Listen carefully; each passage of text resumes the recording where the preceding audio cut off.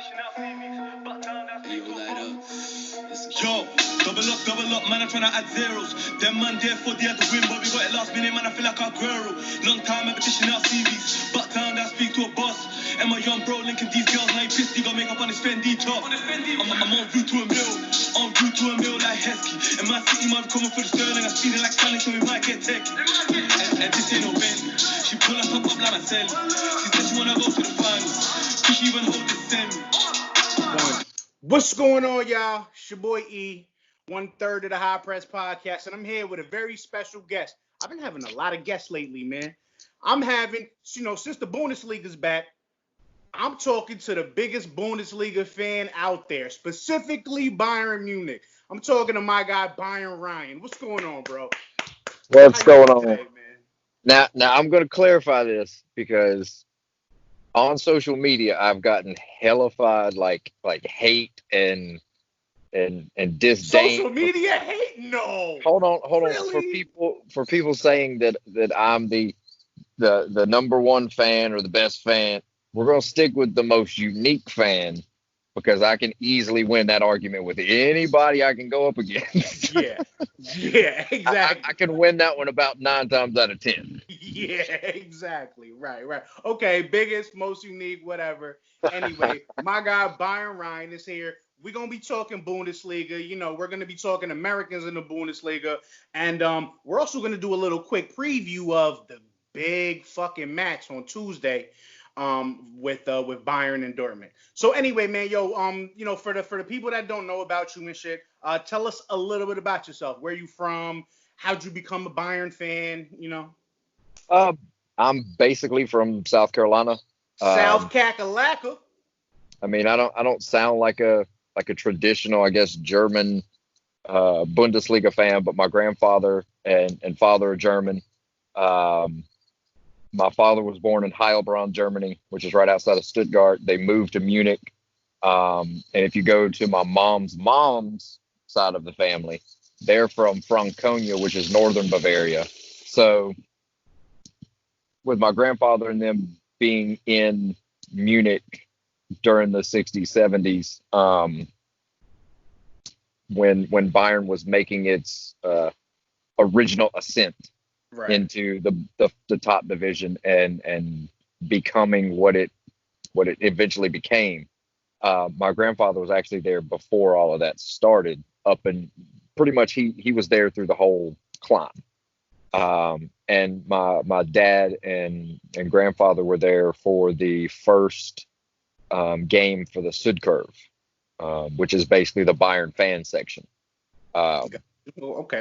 So basically, you and your family been day one fans. Basically, you and your family been day one fans. Yeah, but it's been one of those kind of love-hate type things because it's for a long time.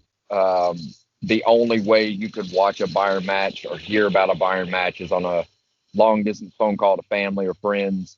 Right. Maybe a VHS tape that somebody decides to tape a game and mail it to you. So, I mean, you hear about it like 2 or 3 months later. So, I mean, it was hard to keep up with at that point. So, I mean, like every other U.S. kid, we followed baseball, football, you know what I'm saying? Those types of things. So, but once the internet started allowing more access, I mean, even though it took like you would see the stats go like this or the game photo, you know what I'm saying? It took you 45 minutes to download a stat video. From on fucking dial-up, right? Yeah. And if mom picked up the phone right about here, yeah, you didn't see anything. So, I mean, you could keep up with it a little bit better as the technologies progressed. So, I mean, as the technologies progressed, it got a lot easier. But within the last, like, say, 4 years, it kicked up a notch because my grandfather got bad sick when my grandmother got Alzheimer's. And so he decided to tell us like old stories and stuff like that. And with my eye, because I got the Bayern Munich eye after I got cancer, with all of that, it was you were hearing more of his German stories, the Bayern stories and stuff, and it just solidified it more because Right. I'd So heard some of basically those all stories. of that coming together kind of, you know what I'm saying, turned you into the Bayern fan that you are today. Yeah. About 4 years ago, it went from regular fan to monster. To everything, anything on Twitter. Pretty Because much. if you look, Ryan is consistent. That's one thing I give you, bro. You consistent as hell. Anytime I talk anything German, Ryan is inside those comments, Yeah. boy. Yeah. Giving it to And I mean, the thing is like at one time I had an Instagram following of close to 26,000. Then I posted a video and Fox Sports got a little pissy about it. So those fuckers gave me a copyright claim and censorship type shit, right? and well, the thing was is I didn't violate anything, but they took it down anyway, and then took my entire page down. So it's not like, hey Ryan, we're gonna warn you. It's like, hey Ryan, fuck you. You just lost $26,000. And then on Twitter, I just got sick of the football Twitter guys, the FT type people. That most of them are modern type fans. They don't like when you refer to anything historical. So I just got sick of the damn 14-year-old Twitter trolls. So I erased my original Twitter and just started a new one without all those assholes on it. Just fucking right. So I tried to always take the high road, but the thing is you can only do that so much. Yeah, it don't always work. Or when somebody asks me my opinion and I give it to them, and then they're like, "Oh, you don't have to yell. You need to calm down." It's like, all right, the thing to tick me off the most, tell me to calm down on social media while I'm laughing at you drinking a beer. So, but yeah, I mean that's pretty much who I am. I run the halftime with Byron Ryan show. Occasionally, whenever I can get a guest that's worth keeping on. And that's just an inspirational, motivational football show. So I haven't done many of those recently, just because it's harder to get players now that everybody's starting to train. Yeah. But we're working on it. Now, are you a fan of any other teams? Like, like me, I specifically don't have a team in Germany. Throughout the years that I've been watching soccer, because I've actually been like a late bloomer to soccer. I grew up playing baseball and American football. So I never played soccer past like third or fourth grade. You know what I'm saying? And so I would never even watch it because I'm looking at the NBA. I'm watching the MLB playoffs. I'm not worried about Champions League and shit until like 2010 when the USA played Ghana. Landon Donovan scored the goal. It was like a big moment. I was in a party and I'm like, oh, you know what? Let me revisit this soccer shit. So I don't really have a team in Germany. I used to like Schalke. They had, Jermaine Jones was out there. I always kind of pick my teams based on where the Americans are. Yeah, I know that. Gotta be careful with that because you're looking at like Schalke has a deep history, and I mean their owner alone is a staunch racist. He still holds that they call it the AfD in Germany, a political party, which is essentially the Nazi party of the present day. They still have those beliefs, and he's a big time member. Like he's a crap. I mean the Schalke overall has really good fans. It's a really good fan base, but just their ownership, he's just a piece of shit. Yeah. Well, I'm glad I'm no longer a Schalke fan. Then I started to follow Borussia Dortmund because they had Christian Pulisic over there. That was my guy. Yeah, obviously I know. But he fixed my glasses. But I'm off. I'm off of Dortmund now. I still love watching them, but as a New York Red Bull fan, that's my MLS soccer team. Now I kind of cater more towards RB Leipzig. Okay, well you're an American, so I mean you would like Leipzig, because it's what capitalism is. I mean it's definitely. Pretty much the capitalist. They've literally only been a team for like 10 years, right? They started in 2009, so technically 11. 11. Yeah, exactly. But Yeah. Crazy shit. and you'll notice the reason why German fans hate Leipzig fans is because one, the 50+1 rule makes it so fans own 50.1 or 51% of the team. Leipzig, when they started, they gave you pretty much to be a member of the club. Like Bayern has 250,000 members. We only pay like I guess 60 euros a year. For them, they only had 15 to start with because it costs like tens of thousands of dollars to be a member of Leipzig. So basically, Well, they price the regular people out. well, all the official members were the board members of Red Bull. So the thing is all club decisions were made by Red Bull anyway. So you had the Red Bull owner and then you had the Red Bull board. That was your group. Well, Germans don't like when you break that traditional rule. And then, I mean, the first rule that they broke was they bought two established clubs and then two youth programs. Right. So they wouldn't have to go through all the different levels of German football to get to the top. They just bought their way into the fourth level. So they bought their way 2/3 up the divisions without even having to go through it. Which I understand is fucked up and that's not the traditional way to do things. But if you think about it, that's kind of gangster, son. They just came in and said, "Hey, you know what? We're gonna skip a few years because we want to make this money real quick." And you know what? To their credit, for the past 4 or 5 years, especially RB Leipzig are run really well. They get a lot of players. They do a lot of good business. So to only be established 10 years ago, you got to give them a little props. Obviously, I understand they bought a one hell of a team. Yeah. Like the team that they have now is essentially the team they had in the third and fourth divisions.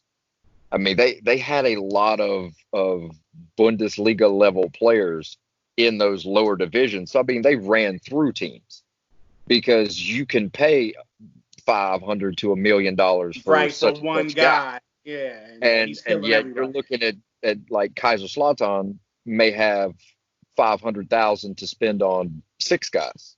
Right. And the thing is, like, we got Joshua Kimmich from them for $2 million when they were in, I think it was the second league. So we got Kimmich from them for like 1.5, 2 million. Which is crazy because how much is he worth now? He's, depending on who you look at, he's anywhere between 75 to 80. But I mean, you got to think, we got Alphonso Davies for 13, right? And he's worth 50. Kimmich was the better deal. Well, I mean, yeah, because he only cost that 1.5, 2 mil or whatever. But I mean, but there is something to say about clubs that are run well. To me, my frustration with RB Leipzig is that they don't send any players over here to America. They don't send any players our way, which I would love. Exactly. That's what it is. The thing that you should be mad about is not why would Leipzig send them to you? Why doesn't RB Salzburg send them to you? Right. Because Salzburg has players that have extremely low release clauses for a reason. It's so Leipzig can buy them on cheap. Mm-hmm. Very cheap. It backfired with the Erling Haaland thing. Because he was supposed to be Timo Werner's replacement, but Timo Werner didn't leave last summer like he was supposed to. Right. For a year, he was saying he was leaving. Bayern was ready to sign him. We were talking about it. We had him. Then we stopped talking to him because we were going after Leroy Sané. So when we forgot to talk to Timo Werner, he got mad and then signed a 1-year deal or signed a new deal that now has a $50 million release clause. Well, we don't want you if you're 50. We'll take you if you're free. But we ain't paying 50 for your ass. Right. And then boom. So, I mean, he's on Dortmund killing. Yeah. So, you're talking about Erling Haaland? Yeah. Allen, yeah. But the thing is with that kid, a lot of the big teams didn't want him to start with because he wanted in his contract, after 2 years, he gets a low release clause. Yeah. So Bayern's not going to sell a kid or buy a kid for 20 million, and it's guaranteed he will leave for 60 or 70. So unless he signs a new deal or they negotiate the release clause, he's going to go for about 60 to 75 million.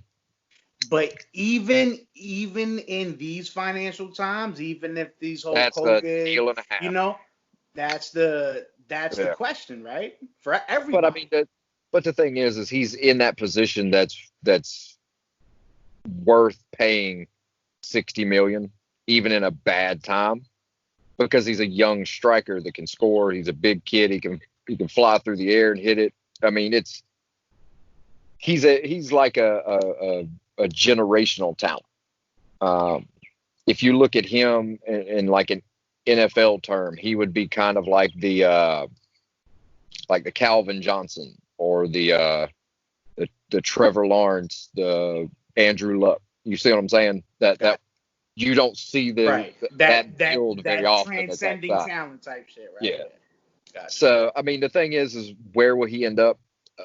Everybody knows it'll be a Manchester City, Real Madrid, more than likely a Real Madrid.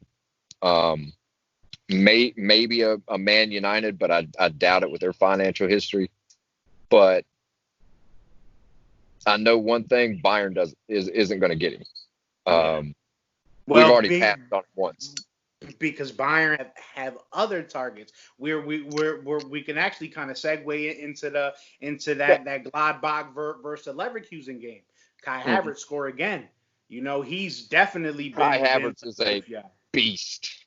That kid is good, man. He's arguably the best player for his age in the world almost. Because of the versatility that he has. He's only 20 or just turned 20. He can play striker. He can play false nine. He can play the 10. He can play the left wing, the right wing. He can play the 10. He's not good at the 6, like at a center defending mid role. But he could do it he can do it if he needs to. And he's done it before. And he can play the 8. So, I mean, he can essentially play any place you put him. But if you keep him in that left wing, right wing, number 10, false 9, or striker position, I mean, the kid can play anywhere in the attack. And if you have decent players with him, it's over.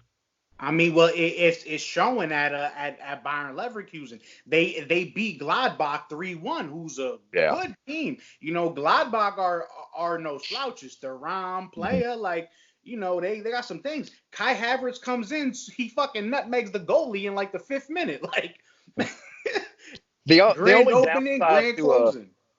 The only downside to a Leverkusen and a Gladbach is when they're on, they're on. But when they have, say, an off day, right, they look like shit. But I mean, you have like Thuram and Allison Playa and those guys, the Embolos. Those guys, they do well, but they're really streaky players. If one of them gets hot, then it's all over. Well, also with Gladbach, they haven't kept a clean sheet in 10 matches. Yeah. You know, so yes, they can score, right? But if you got to score 3-4 goals every game to win, that's a problem. I mean, and that's the thing that Bayern had to put up with when we played this weekend. I mean, we went up 3-0, and then all of a sudden, within 2 free kicks, I mean, Frankfurt's now right there at us at 3-2. Yeah, and it's we stop fronting. You was a little nervous, right? You was a little nervous? Well, not really, because I know what we have on the bench. Right. And I knew what could come off the bench, and I know what Frankfurt doesn't have on the bench. What was scaring me was, don't give them another damn corner kick so this damn kid can score again. And at 3-3, and now we have to put in Serge Gnabry and guys. So now we can't rest people for Dortmund. So now we're bringing in the bigger guns just to put away damn Frankfurt. So it's like, right. somebody guard this gigantic, goofy-looking clown, please. He's got a bad knee. I mean, if you looked at him during the game, he had all that kinetic tape crap all over his knee. It's like, dude, he shouldn't be able to jump with any of y'all. But he's a big target on those Yeah. corners, and both goals came from corner kicks. The first one was Jerome Boateng's fault because he jumped at the wrong time. Essentially, with him running across the entire box, that could have been blamed on the entire team because they did just let him go through without anybody just trying to slow his run at all. But Boateng just didn't get up high enough to do anything with it. The second one can be blamed on Boateng for allowing it to get over him and jumping early. And then you can blame Serge Gnabry and Alphonso Davies for just standing around with a thumb up their ass when the damn ball hit the ground. Right. But Alphonso Davies did score the next goal, and basically y'all went on to score. Y'all went on to score. What it was 5-2. It was a comfortable win. Alphonso Davies did get a goal and an assist. Me and you were going back. And so did Thomas Muller. What's your point? So on Twitter, MLS fan, go ahead and get on his nuts. He scored a goal. Oh my God! I'm saying, but like you gotta let us be happy for our guy. Okay, like he was a 15-year-old playing in Montreal.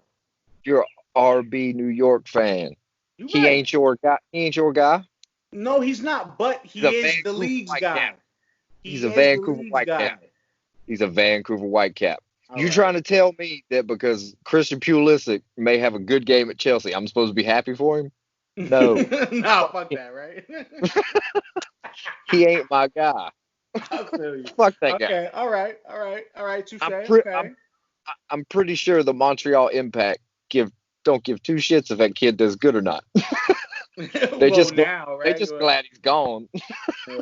I mean, they got fucking what? Like it could be as much as 20 mil, right? I think the maximum it could be is 25. 25. And the way that he's playing, he'll probably get there. He's probably gonna get up there. Yeah. He's gonna get up there. But the thing is it's like a bunch of clauses on like he's got to play X amount of games. If he scores X amount of times, has X amount of assists. If he wins XYZ award. But some of the discussion in some of the Bayern groups or with some of the Bayern fans that I've had is a lot of those clauses say he's got to play left wing 28 games. Or? Well, with some players, it's, contracts are intricate. Right. What a lot of people don't understand is some of those clauses are extremely precise that if you don't, like it may say, hey, and this is just a shot in the dark, hey, he has 90% passing.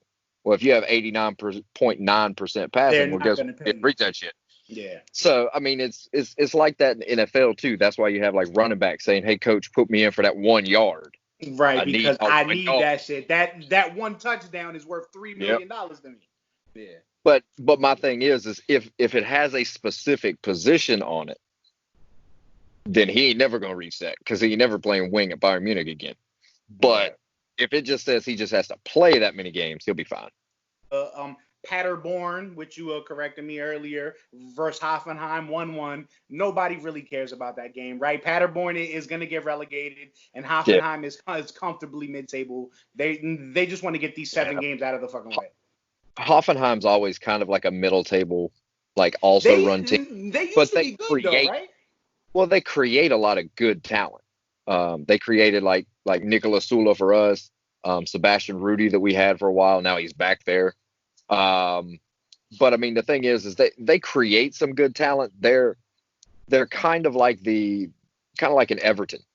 They have their years where they're good, and then they have a lot of years where it's like, fuck, man, just go home. Yeah, you're like, come on, right? Like, what's wrong with y'all? Like, you got mad players. This is my frustration every year, but Ryan, every year. Every fucking year. Red Bull fan? Red Bull fan, Everton fan. Like, I'm a fucking Knicks fan. I'm a Jets fan. The only Dude, your team life the full of yeah, disappointment. the only team that does me justice is the Yankees. That's it. That's the only saving grace I have in sports, man. All my other teams are You have, like you have one great historically team and a bunch mediocre. of crap. Like every single team that Damn. I support were good before I was born and shit. The Jets won in 69. The Knicks won in See, 69, 70. I got the Right? perfect German team for you. Oh, You can pick Hamburg. They were Hamburg? good before you was born. Yeah. They ain't been shit since. But they did have Bobby Wood, no. though, right? Whoop-de-doo. Bobby Wood ain't shit. Yeah, I know he's trash. Yo, the USA Bobby tried Wood to hype also Bobby played at Wood so Union. much. Hey, he also played at Union Berlin too, and there's a reason they got rid of his ass. Yeah, you're right about that, man. You know what was a pretty big result this weekend? Werder Bremen 1-0 beating Freiburg. That's a big 3 points for Bremen. Yeah, That's a Bremen. big 3 points. For some reason, Bremen this season has just been rolled up dog shit. It's so They frustrating, man, because I want them to be good because of Josh Sargent. Like but he gets no service. Josh Sargent fucking sucks too, so it's okay. But the thing is I mean, he's on a team that they sold all the players that would have helped Josh Sargent. Right. So I mean, he's not going to get any better at Werder Bremen. Because Sargent is, and I hate to say it, is like Timmy Chandler. Mm. He'll be an average Bundesliga player, and that's all he'll be. That's a maximum he'll ever reach. It's kind of like Julian Green. Julian Green at Bayern Munich was never, ever, ever going to be a significant role player at Bayern Munich. But if Julian Green went back to the MLS, Julian Green would be a beast. Right. But the thing is Josh Sargent needs to pull what's the kid from Seattle? Jordan Morris. He needs to pull a Jordan Morris to go to hell home. Yeah. And it's not saying that he won't be a good player, but he'll be a good Werder Bremen player. He'll be like a John Brooks that can play in Germany for a long time in the Bundesliga, but he's never going to be that worldwide superstar type player. Yeah, type guy. Yeah. I mean, John is a great center back, but the thing is he's a journeyman. He'll be in the Bundesliga for a long time, and he'll make his money. He'll make a name for himself at Wolfsburg and at Berlin, but it's the same as like Jones when he left Schalke. When Jermaine Jones went back to the U.S., his name value increased dramatically. Clint Dempsey, you know what I'm saying? Those players went back to where you essentially need to go. It's more along your speed. And Joshua Sargent has the talent. It's just he's never going to reach it where he's at. They're not going to give him those shots. Yeah, that team is bad. They suck. Yeah, they're right there with Dusseldorf and Werder Bremen. They're currently 17th. 4 points behind Dusseldorf. And Dusseldorf, speaking of that, they played today. They fucking dropped. They dropped points, man. They were up 2-0 and then gave up goals in the 88th minute and the 91st minute to split points. And it's like I told you with Cologne. Cologne has Johan Cordoba and they have Anthony Modeste. Anthony Modeste was extremely, extremely talented. He would score goals right and left. And then what ended up happening to him, one of those Chinese Super League teams got in his head, and he left Cologne for China. To go get that money, of course. And he played like 3 games in that following season because he got injured. So he really never panned out. And then Cologne bought him back. And, I mean, he just hasn't reached that level that he was before the Chinese Super League. But I mean, when Modeste is playing up front and Johan Cordoba is playing off of him, that's when they're at their best. They literally pulled a point out of their ass today. Yeah, I mean, the bright shining point of Dusseldorf this year, and as you see, as bad as they are, the bright shining player for them is a Zach Steffen. Right. But the thing is he still gets 3 to 4 goals put by him every match when he plays. Defense. Those center backs. Exactly. And when he left, I think it was Manchester City.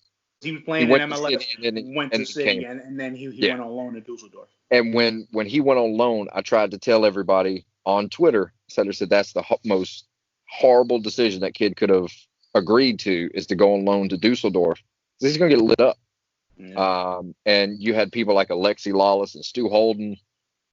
Oh, it's great for American soccer for him to. No, it's not. It's not great for that kid's brain to get 5 goals put by him on a week. Regularly.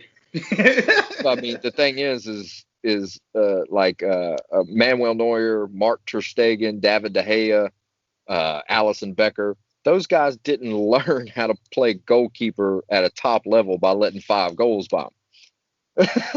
I mean, granted, Alisson did allow Liverpool to score 8 on him, but everybody had them days, man. Everybody has them days. But you don't have a full season like that. Right. Yeah. Well, Dusseldorf are safe right now, but they're definitely in that relegation. Well, they're in the relegation playoff. Yeah, they're in the playoff, right? Because Bremen, I think, have 1 game in hand on them, so they have an extra opportunity, I think. So that's why them dropping points and Bremen winning was actually really big for that relegation fight, because that should change the tables. That's one of the big reasons why you have to get the Bundesliga, you have to get the EPL, stuff like that back playing, because look at Scotland. They had Hearts relegated without even playing. Yeah. And they're suing, saying, "Hey, you don't know if we would have gotten relegated." Everybody knows Hearts probably would have, because they were playing like shit. Right. But it's the same as, like, I tell my Liverpool friends of going into the COVID.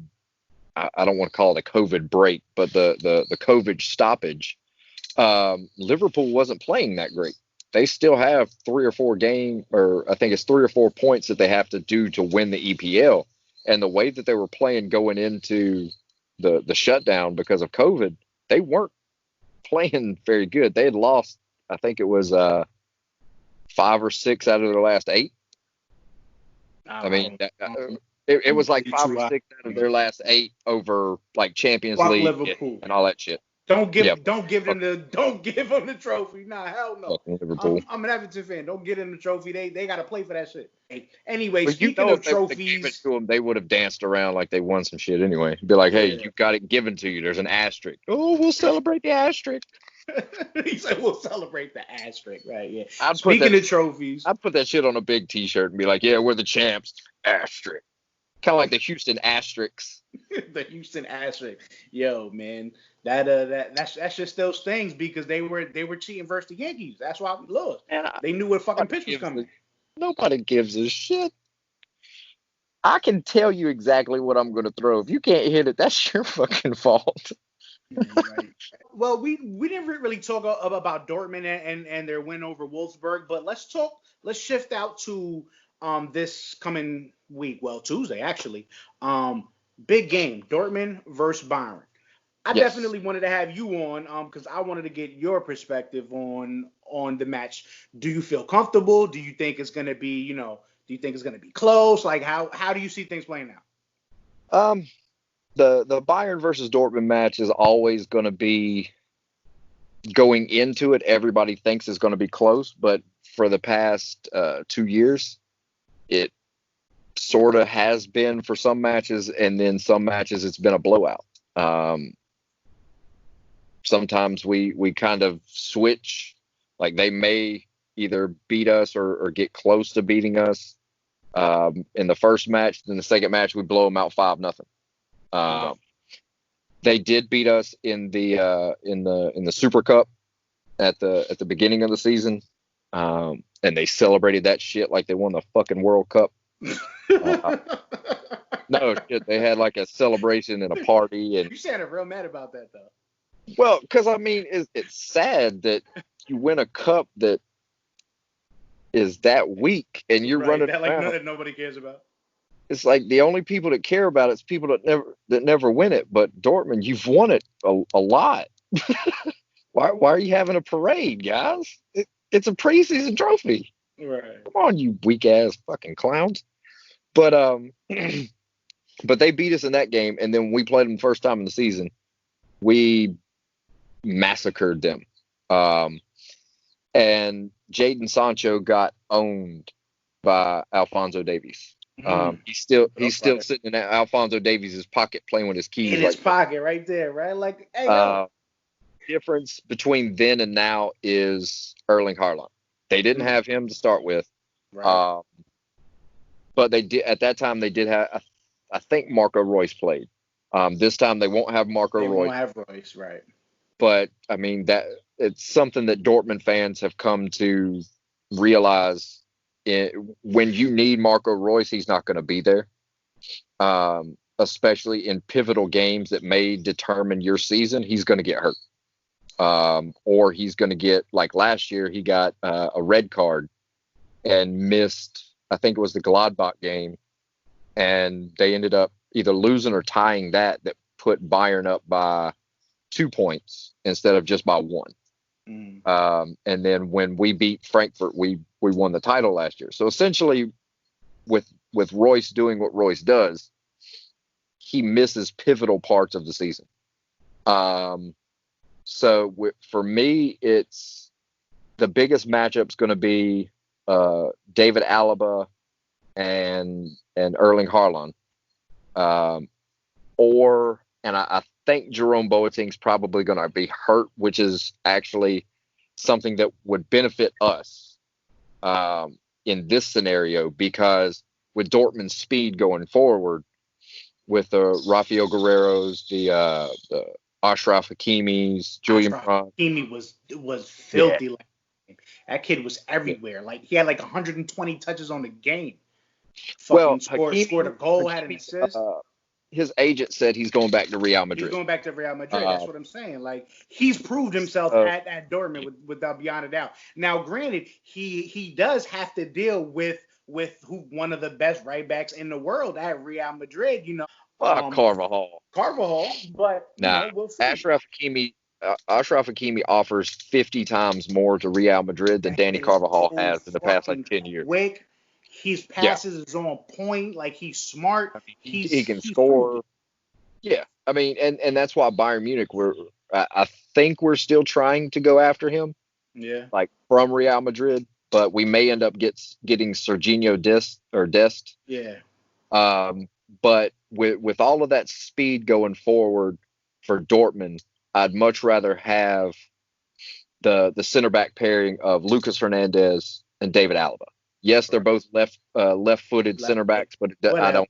It doesn't matter. Yeah. I need that speed going backwards. But with that, we are giving up the height advantage that Erling Haaland is good on.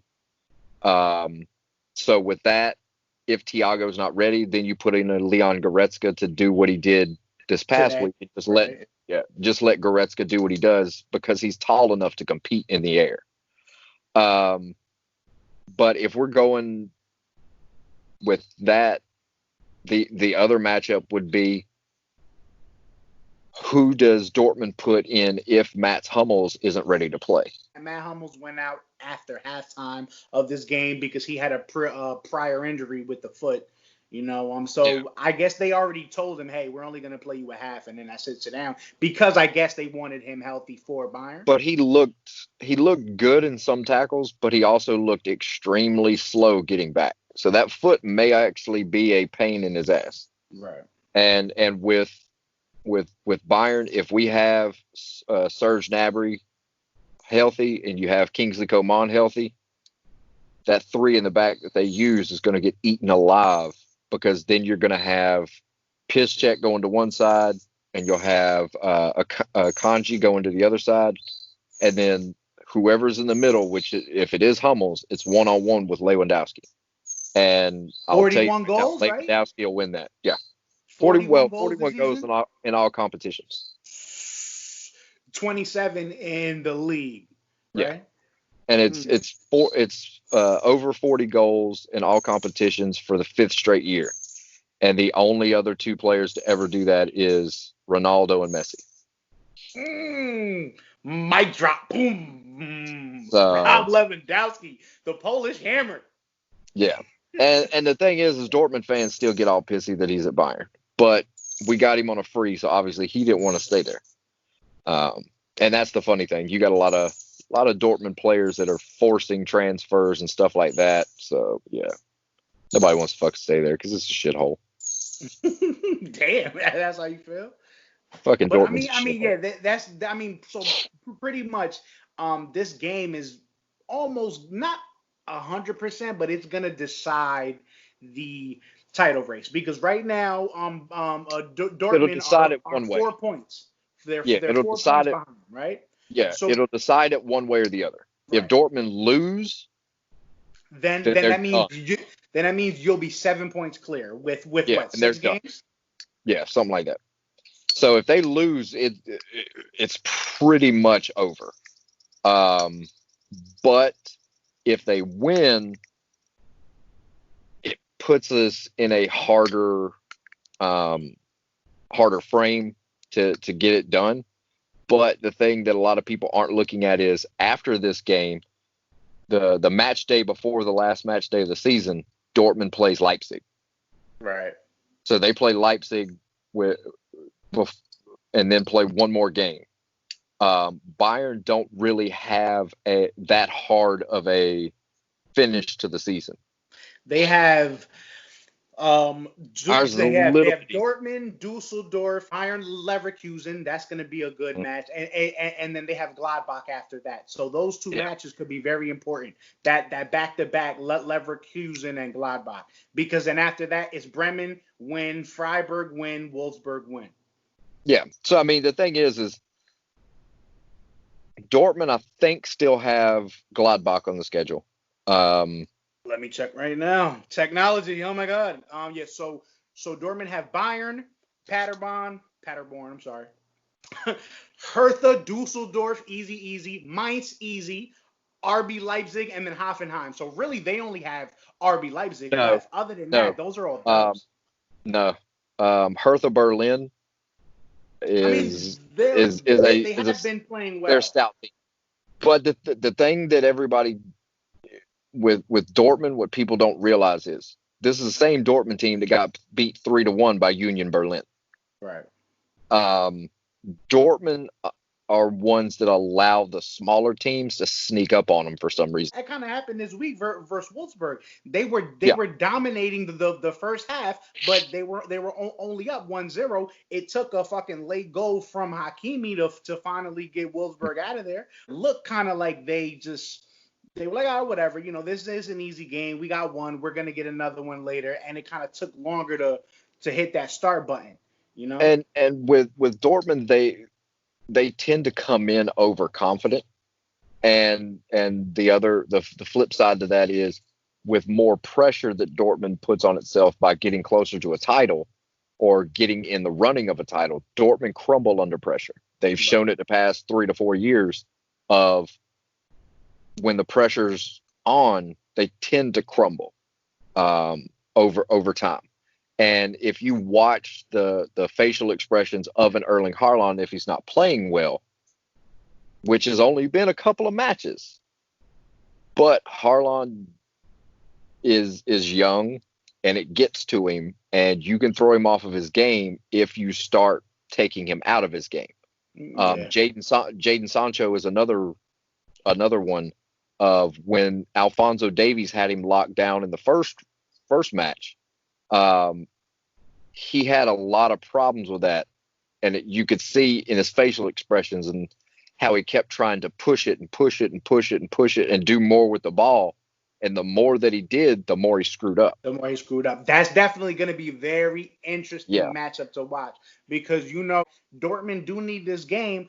I think it's going to be must-see TV for any soccer fan. Doesn't I mean, matter what teams it's you going to support, be you know. it's going to be a good game. Yeah. I mean, the Bayern Dortmund matches for the Always. most part are good games until like towards the end, because we've gotten beaten in the very last 10 minutes, the last 15 minutes, we've been beaten by them by a flutter of goals. That's what happened in the Super Cup.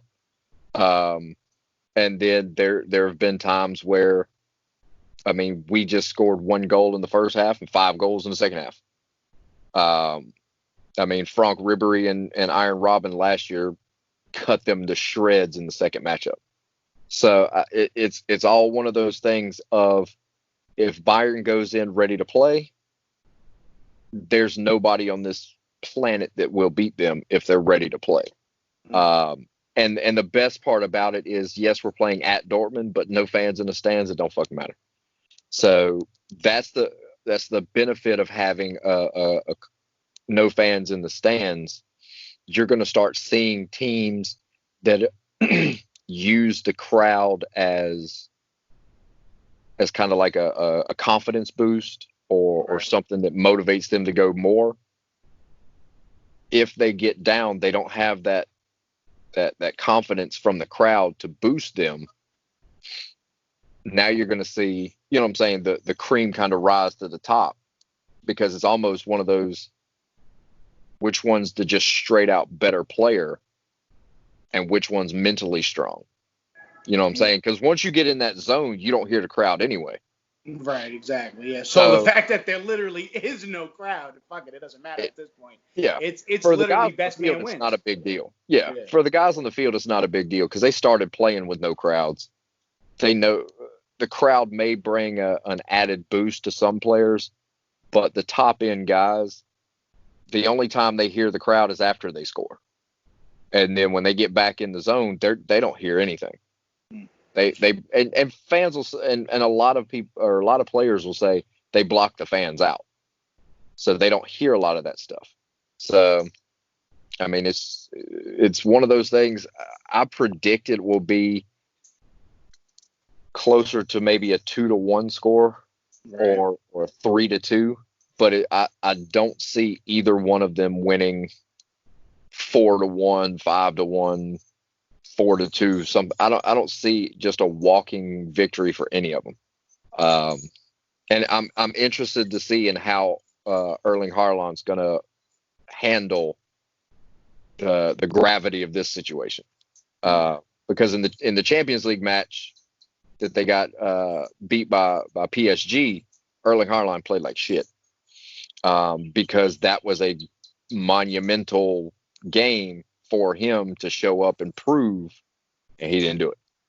Well, so it'll definitely speak volumes if he comes up big in this match. You know, kind of like some Timo Werner shit today. Like, you know, the dude fucking scores a hat trick and shit. He had like 2 goals in his last 10 games and all of that. And matter of fact, you know, so we kind of touched on a bunch of stuff. Let's end with some like, you know, just rumors and transfer talk and stuff. Like, a lot of people are linked with Bayern and stuff, especially with this whole COVID thing. I was saying, you know, you guys are in on Leroy Sané, right? You're in on Kai Havertz. Sané is about 90% Bayern already. So, like, how are they going to be able to sign all of these, you know, all of these big ticket players? Well, Leroy Sané is only going to run about 45 to 50 million. So with him, Bayern already how though? Unless Leroy Sané. Because he's only got 1 year left on his contract. So the thing is he can either be sold this summer for 50 or he goes for free in January. Mm-hmm. But the thing is with Leroy Sané, we've already kind of pulled that money aside in the first place for him. And Bayern I think we had roughly 150 or so last year for transfers. We really only spent, I think it was 84, 85 on Lucas Hernandez. Excuse me. So basically, we take the money that's left over from that, which was roughly 40, 50 million, transfer that over to this season. Now, this is as long as the transfer money doesn't go anywhere. With the COVID-19 stuff, that may interfere with some of that, but it's basically we've got in the ballpark of 200 to 225 million to spend, that we've saved and saved and saved and saved. So essentially, if Leverkusen want 120 for Kai Havertz, we can get him, because I mean that's 120 plus 50, so I mean 170. But the thing is we're probably trying to get Kai Havertz for around the 90 million mark. We don't want to go over 100. Yeah, somebody better tell that boy stop scoring. He scored like 4 or 5 matches in a row, I think. Well, the biggest thing with Kai Havertz is nobody's going to pay 130 for him. Especially this window. Well, this window or the next. The next window is probably going to hit harder than this one, because that's when you start paying operational costs, and that's when you start finding out the financials that are actually weighing you down. But Leverkusen doesn't seem to want to give him away or sell him at this point. Why would they? I mean, Well, they were hoping to be able to say, look at how he played in the Euros and get top dollar for him then. He had a bad first half of the season. He's starting to come back. At this point, I'd value him right about that 90 to 100 million mark. Their 130 million is just asinine. But yeah, I mean, Leroy Sané for 50. You've got Kai Havertz for anywhere between 90 to 120. Other names that we've been in the hat for is like Dayot Upamecano from Leipzig. Because I think his release clause is going to be about 54 million in the summer. But you've got teams like Arsenal and I think Man United, Man City, stuff like that. They're looking at him. Serginho Dest from Ajax. He's around the 20 million mark, 20 maybe 25 million. I could see him going. All of these shits are big ticket items. You over here talking about. Well, I mean, Serginho Dest is 20 million versus an Ashraf Hakimi that's 50 million. Right. So Dest, if you listen to football Twitter, a lot of them don't like him because he can't defend for shit. But from everything I've watched of Dest, he's in the mold of almost like a Alphonso Davies. He's really fast going forward. He's extremely top end going forward. Extremely crafty. Yeah, but going backwards, he tends to take a while to get. Like if he goes forward far enough, it takes him a while to get back. His 1v1 is a little suspect, but I mean it's not ungodly horrible. You know what I'm saying? It's essentially you're looking at the American version of Alphonso Davies with a little bit less speed. I mean he's fast, but he's not Alphonso Davies fast. Davies fast, I mean, right? And yes, not many people are. That's something the MLS did not do. So stop claiming it, MLS fans. He was born that fast. Right, he was born that fast. Right.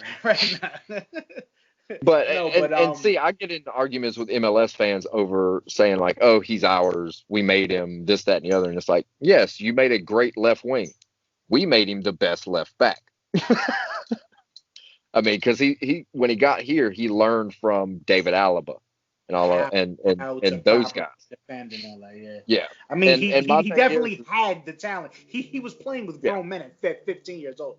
You know what I'm saying? But it takes him going to Bayern to play under those guys, under the tutelage of, the coaching staff over there and just the whole aura. Like I told Devin yes, he's a great player, but it took him switching positions to be able to get on the field at Bayern Munich.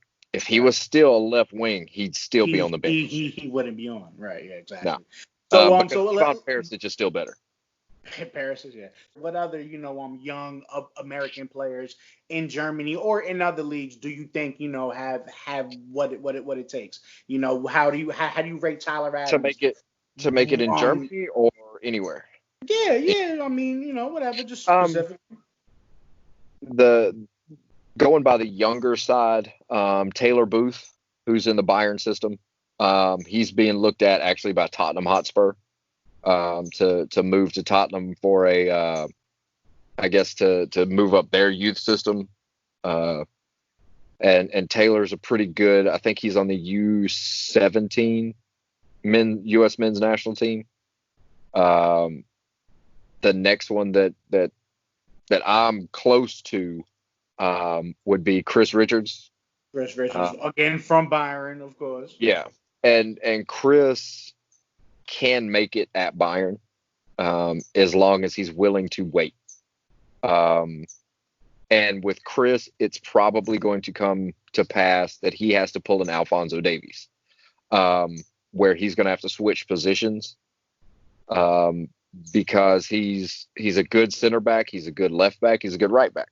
I've seen him play on, everywhere on the backside. But where I personally see him at his best is a place that nobody's played him at yet, which is center defending mid. He's a big, Being a long player kid. sitting behind, in front of the center back. Because he knows how to defend. He can pass extremely well. He's fast enough to Quick, make the difference. And like I compared him, and some people agreed, some people said I was a nutbag, but once they saw Chris play and watched the guy that I compared him to play, it made more sense. Body type wise and everything is Fabinho at Liverpool. A slender, fast guy that can play center defending mid. For the most part, he can play that six role. He can play the center back role. He can play right back or left back. You know what I'm saying? He's pretty much a utility defender, but he can do what he needs to do. I mean, Chris could be a Fabinho type player if given the chance. So I could see Chris doing extremely well at Bayern. It's just going to take him a little bit of time. Other guys that are in Germany would be like Weston McKennie would be better if Schalke knew where in the hell to play him. I mean, and also he's good, but he just turns the ball over way too much for me. He just gives it up all the time, all over the pitch. But you do realize that Schalke, he's played a wing position, the 10, the 8, the 6, right back, and I think he played in the center in a 3-back set once. In one game, they were just lofting shit over the top because they needed like 3 goals. They put him at forward because he's good in the air. Yeah, and my thing with Weston McKennie is it's back to that whole thing with Joshua Sargent. Just come back to the MLS, because right now Schalke's not using you the way that you need to be used, and you have okay games, but you're going to turn into, just like I said, one of those players that just is there, and you're never a star. You're just, you know what I'm saying? You're that Timothy Chandler type player that, or John Brooks. Yeah, you've been in the Bundesliga a long time, but you're not really living up to what your potential could be. Right. To move somewhere else. The guy that you mentioned, Tyler Adams. That's my guy. Red Bulls all day. You already know. They've got to find him a spot. Right. Because at this present moment, Tyler Adams doesn't have a spot on that team. That's why he came off the bench today. Because Klosterman and Halstenberg on the left and right side of that 3-back set, and then you have Dayu Upamecano in the middle. Tyler Adams can't play the right back that they kind of brought him in to play originally. Then they wanted him to play kind of a defensive mid role, but he kept pushing forward. He over there trying to pad that stat line and shit. Yeah. I mean, with him, he tries to do way too much. It's like he's trying to prove himself with every time he touches the ball. And I like that. but that's going to get you into trouble a lot. But he can play that number 8 role. But I don't see him making it long at Leipzig if by next season he's not a consistent starter. Right. But that's not to say that Tyler Adams couldn't go to Hoffenheim, couldn't go to pretty much anywhere else in, you know what I'm saying, in the Bundesliga besides Bayern or Dortmund. He could go anywhere and be the star of that team. It's just he's in a team where they're young stars, and he's a young star, but he's not a world level star. Yeah. When you're out there with Upamecano and Halstenberg and Klosterman and Willie Orban, Marcel Sabitzer, Timo Werner, Yusuf Poulsen, Christopher Nkanju. They fucking look great today. They look great today. And if you notice, the guy that's taking the spot of where Tyler Adams would be is the Lamine. Yeah. Kevin Campbell and Nkanju. Who scored? Oh no, he got the assist, and then he had a goal called back. He had a goal. He had a nice fucking finish that it said it was interference or something like that. I never understood that interference rule. But I mean, my thing is with Kevin Campbell's a lot better at doing a lot. He's kind of like a master of nothing, but he's a good at everything type shit. Yeah. And Nkanju, Tyler Adams will, if Nkanju keeps playing the way that he is playing, Tyler Adams will never play in that position because Nkanju's faster, he's bigger, he's more physical, and he also takes the free kicks and puts them in the back of the net. Tyler Adams' biggest issue right now is he's small. If you look at the way that his body type is, he's so frail. I mean, but what? He's what, 21, 22, I think? Is he still that young? Or is he that old? No, probably. That's what I'm saying. Maybe not. Maybe he might even be 20. Yeah, I think he's only about 20. But that's his biggest issue is just if he can get his body type bigger and be a little bit more physical, he could compete with a Lemire or maybe a Kevin Campbell, because Campbell's getting older. So for somebody like him, you would probably say go on loan somewhere to get to get those regular minutes. Yeah, versus like within the league, so you already know how the league plays and shit. Right. Yeah, I mean, because I could see Tyler Adams playing at I could see him excelling with Kai Havertz and Leon Bailey at now that's if they keep Demirbay, but the thing is if they could keep everything they have and Tyler Adams could go to Leverkusen on loan, yeah, that team would be like ungodly sick. I could see him possibly maybe squeaking in at like a Gladbach, maybe. I know he could fit in at like a Freiburg. He easily could fit in at Hoffenheim. Hertha Berlin may be able to use him. But, I mean, most of the Bundesliga teams from, say, 4 or 5 down. That bracket from like 4 to 9, right? Yeah. Yeah, he'd walk slap in and take the spot. And the easiest thing I can compare him to at this moment is a skinnier version of Naby Keita. When Naby Keita was at Leipzig, he was a Conte level defending mid. He was like everybody stood up everywhere. Everybody called him the German Conte because he did everything N'Golo Conte did, just didn't do it on the level that N'Golo Conte was doing it on. Tyler Adams can be that level of a player. He's just got to find the team that's going to allow him to do that. And I don't know if Leipzig will allow him to do it now because, you know what I'm saying? At that time, they had Naby Keita and all them. It was Ralph Hasenhüttl who was the coach. Now they've got Julian Nagelsmann. Nagelsmann runs a different type of system. that's probably what he's going to need to do, is just find somewhere that'll allow him to play that N'Golo Kante type role, because he can be that role, but throw in the attack with it, if that makes sense. On top of what Yeah. Because he's a quick little dude. It's just the thing is he. That's my guy. And you know what? I want him all the success, because we have a third of his transfer fee. So if you compare him to Nagby Keita got sold on for $50 million. Mm-hmm. If Tyler Adams gets sold for $30-40 million, that's good for the Red Bulls, because Well, the thing is based on where he's at. And basing it off of, like, say, a Christian Pulisic level, he may go for 25 to 30. Right. I'd say 25 to 30 would be a damn good level transfer for him.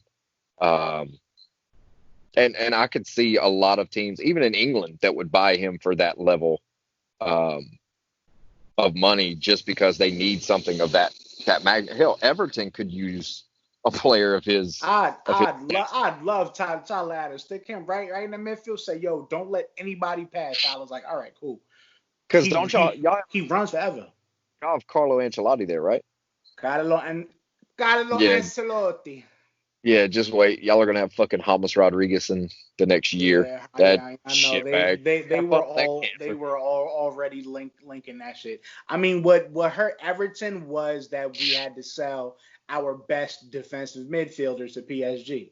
You know what I'm saying? So that should hurt us. And then the guy that we bought from Mainz, Jean-Pierre Gabamin, we bought him to replace Ganagay, and then Gabamin comes in, doesn't play a fucking match pretty much all season. That's what threw off Everton. Now Gabamin's back in training and all that. Supposedly they're saying people are confident the Premier League is coming back in June. What do you feel about that? Do you think? I mean, because look, you see Germany, it's happening. These TV yeah, but the thing is there wasn't you've got to look at it as the Bundesliga came back, the second league came back, and the third league just now got approval to come back next week. Right. The Premier League also has players that are morons. But the thing is if you look at how many positive tests that have come out of the Premier League at this point, it's more than what came out of the first and second Bundesliga over the entire time. And then now you have the Bundesliga players really didn't say anything. They were just like, okay, we get to play, let's go. But now in England, you have Troy Deeney saying, fuck you, I'm not playing. I'm not showing up. I've got a kid. So that adds another wrinkle Conte when you have a player from Chelsea said, I'm not coming. He went to training one day, told the team, said, yo, listen, it's not happening. But see, that's the biggest thing is now you have players that are just straight up saying, I'm not coming back. So that's going to throw a major wrinkle into the EPL, because Troy Deeney is one of the best people at Watford. I mean, he is their striker. Right. If N'Golo Kante doesn't come back to Chelsea plays us in the second leg of the Champions League, we're going to eat them the hell alive. Yeah. But that's when it comes down to, if Troy Deeney is going to do it and N'Golo Kante potentially will do it, what other big name players are going to pull that? And that's not just in the EPL. That's in Spain, Italy. You can't do it in France because they already called that shit. Yeah. But, I mean, you see what I'm saying? Because PSG still have to come back and play in the Champions League. So they're off for another, 2 months before they have to come back and play possibly 2 games and done, which the odds of PSG coming back and winning. Which usually is what happens when PSG play in Champions League. But the thing is we've seen through the Bundesliga, some teams, even though like a Bayern Munich, like a Dortmund, a Leipzig did last week, come out sluggish and rusty. PSG is going to have an extreme long off. They're not playing anybody. and they're going to come back in the, I think it's the round of 8. So it's like, yeah, you're coming back in the 8, or what is it? I guess the semifinals. Yeah, semis. Super or whatever. rusty. Not having played in like 3 months. Yeah. So I mean, and they're literally going to be a sitting duck for whoever gets them. I mean, PSG is going to get eaten alive. Because PSG is a fast team. They're based off of run and gun and precision passing and timing and all that stuff. That timing is going to be dog shit. And that's one of the things the EPL teams and EPL fans specifically need to realize. Yes, you're shitting on the Bundesliga for being, it's boring and it's this, that, and the other. Okay, jackass. It's going to be the same way when your boys come to the damn table. They're not going to come out playing like they did 2-3 months ago. Right, yeah, exactly. And that's why I like people that in the U.S. I mean, you can push the MLS, you can push the NBA, MLB, whatever to start back. Some of those, I mean, the MLB and NBA, those are 2 sports you don't want to be rusty, because you're going to show how bad rusty you're going to be when shit's clanking off of that damn rim all damn day. Yeah, that's the fact, man. So I mean that's the biggest thing with the EPL. They've had a lot more positive tests, and then players refusing to play. So that's the biggest issue. Besides, will the league allow teams to play in their home stadium, or will they make them do the neutral site thing, which I think is fucking stupid. Yeah. Because if Liverpool's playing Everton, why in the hell would you take a Liverpool versus Everton match and throw it in fucking Newcastle? Just because fans aren't going to go? Yeah, right? Like, we're literally right down we're fucking, it's like 2 miles away from each stadium. I think is separated by like 2 miles. Well, my thing is, and I even said it with the Bundesliga, does it matter if you're playing in the Allianz Arena or if you're playing on the fucking training pitch? It's still the same field. You don't need some big gigantic stadium. Play that shit on the training pitch. Play that shit in a park in Munich. I don't give a shit. Yeah, that'll be something to see. That'll be something to see, man. Go find a Sunday league team. Go or in England, play Manchester City versus Manchester United at fucking Lincoln City. Where Salford City and shit, right? Yeah, there you go. Look, ladies and gentlemen, we have come up with a solution to England's football problems. Take Man City, Man United, and play them at fucking Lincoln or Shrewsbury. That's it, man. But yo, listen, man, I've taken too much of your time already. My man Ryan, I appreciate you coming on, spitting that knowledge. You know what I'm saying? Talking a little Bundesliga with me and shit. And yo, before we out, is there anything you want to say? Plug your social media so that the people can follow you, because you did have all those followers now. You know what I'm saying? You gotta build that back up, bro. The Instagram is at Bayern Ryan. It's pretty easy. On Twitter, it's at, I think it's the Bayern Ryan. Fuck, I don't remember. You'll find me on his page. I don't remember what I typed in. Yeah, I mean, I've got those. I want to thank, because I've been hitting the CBD stuff, but I had to hide it in a cigarette because of my niece, so I kind of have to hide it. But I want to thank the hemp doctor. Hey. Shout out to the hemp doctor. Suave Hayes. They've sent me a bunch of stuff during the quarantine to help with my legs and stuff. So they've been treating you right, huh? Yeah. And other than that, it's just to thank Weinstefan, the beer that kind of sponsors my show. They're out of Freising, Germany, which is still in Bavaria. It's right outside of Munich. And then if anybody goes to Munich, needs a place to stay at the Hotel Mirabelle. That place is the shit. It's like within dropping gems. Everything. The guy's been dropping gems for y'all, man. All hour. Listen, Ryan, you the homie, man. So next time I want to talk some Bundesliga, I already know I'm gonna bring you on for your expertise, and we gonna see, man. Tuesday's the big match. I'll definitely be watching. I know you're gonna be watching, and we'll And see what happens, I'm man. guessing you're gonna bring me on afterwards for if Dortmund wins, because that's gonna. We'll see, baby. We'll see what is in the cards. But anyway, yo, till next time, it's your boy E. I mean, shout out to Byron Ryan for joining me. High Press Podcast. We out, y'all. Peace. Boom. Yo,